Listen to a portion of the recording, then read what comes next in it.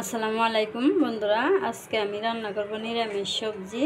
এখানে আমি চাল কুমড়া কেটে নিছি, পটল কেটে নিছি, আলু কেটে নিছি। এই সবজিগুলো দিয়ে আমি নিরামিষ রান্না করব। এখন তাহলে আমি রান্নায় চলে যাব। এখানে কাঁচামরিচ পেঁয়াজ কেটে নিছি।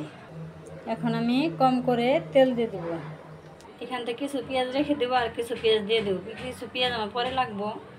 কিছু পেঁয়াজ নিয়ে যাই, পেঁয়াজ দিয়ে দেবো।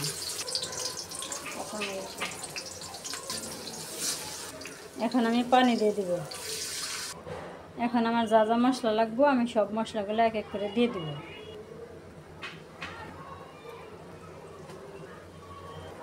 এখানে আদা রসুন জিরে একসাথে বেটে নিয়েছি, দিয়ে দিলাম।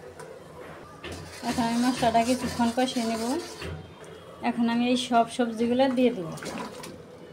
এখন আমি ভালো করে কষিয়ে নেব। এই যে বন্ধুরা, এই সবজিটা আমি অনেক সুন্দর করে কষিয়ে নিলাম। এই যে এখানে মসুরি ডাউল নিয়েছি কিছু, এই ডাউলটা আমি এখন ধুয়ে আমার এই সবজির মধ্যে দিয়ে দেব। বন্ধুরা, এখন আমি এই ডাউলটা দিয়ে নিয়েছি, এখন দিয়ে দেব। এখন আমি ডাউলের সাথে সবজির সাথে আবার কিছুক্ষণ কষিয়ে নেব। এই যে আমি ডাউল দিয়ে সবজি দিয়ে সুন্দর করে কষিয়ে নিলাম। এখন আমি পানি দিয়ে দেব। বেশি পানি দেব না, কারণ আমি ভালো করে কষিয়ে নিয়েছি। সবজিগুলো সব কষাইতে কষাইতে গলে গেছে, বেশি পানি দেওয়া লাগবে না। এই যে আমার নিরামিষ সবজি চাল কুমড়া আলু আর পটল হয়ে গেছে। এখন আমি নামিয়ে বাগার দিয়ে দেবো। বাগারের জন্য কড়াইতে তেল দিয়ে দিলাম। এখানে একটু আস্ত জিরে আর আস্ত শুকনো মরিচ এখন আমি তেলের মধ্যে দিয়ে দিলাম। এখন পেঁয়াজ দিয়ে দিলাম।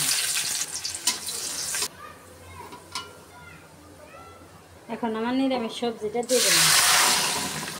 এখন আমি নেড়ে চেড়ে বাগারটা মিলিয়ে দিব।